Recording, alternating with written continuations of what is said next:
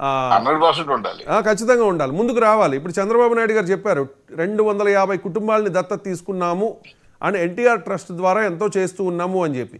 అలా అందరూ ముందుకు రావాల్సిన అవసరం ఉంది కదా.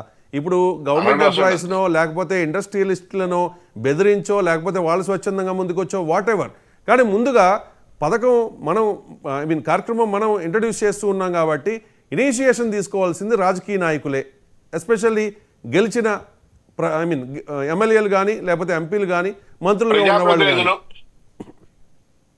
రవిశంకర్ గారు చెప్పండి.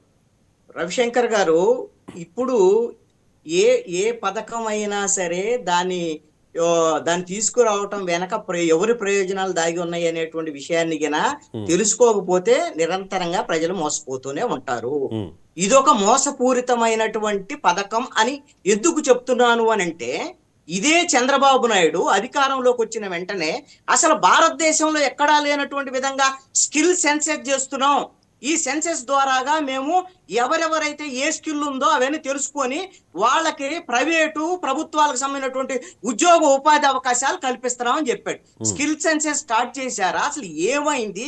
ఎవరిని గుర్తించారు? ఈ 13 నెలల కాలంలో ఎవరికన్నా ఉద్యోగ ఉపాధి అవకాశాలు ఇచ్చారా?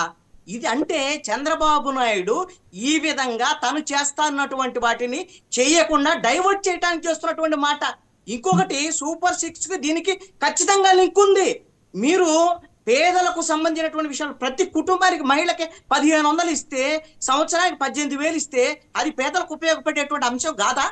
దాన్ని అమలు చేయడానికి అయ్యో దీన్ని రాష్ట్రం అంతా అమ్మేయాల్సి వస్తుంది అని చెప్పేసి అచ్చెన్నాయుడు మాట్లాడతాడు. మీరు అమ్మేసేటువంటి అంత పెద్ద ఇబ్బంది ఉన్నటువంటి దాన్ని ఎలా ప్రకటించాడు చంద్రబాబు నాయుడు?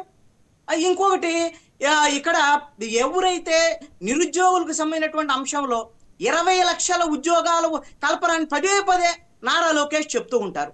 మరి ఎన్ని లక్షల ఉద్యోగాలు మీరు ప్రైవేట్ దాంట్లో కల్పించారు? మీ యొక్క ప్రయత్నాలు ఏంటి?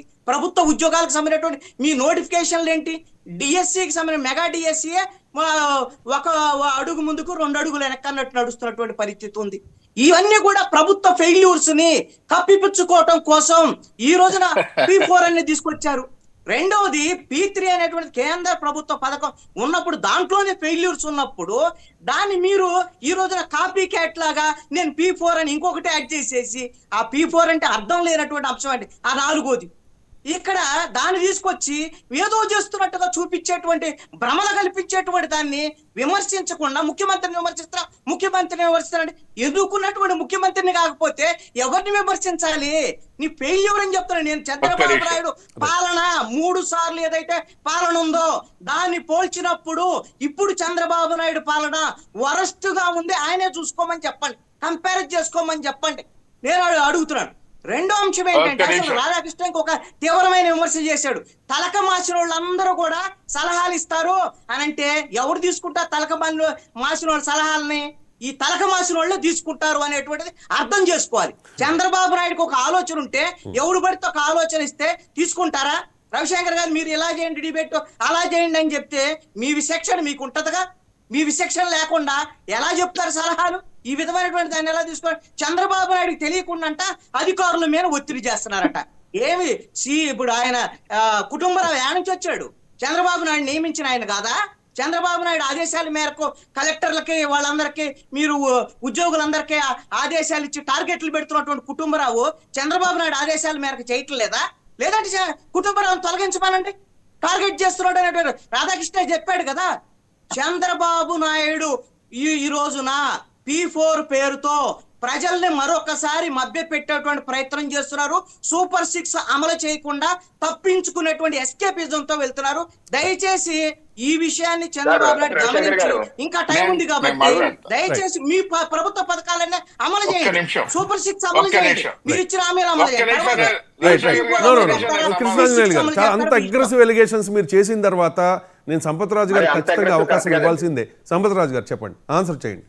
సార్ ఇక్కడ ఏంటంటే ఇలా మాట్లాడే వాళ్ళు చాలా మంది ఉంటారండి.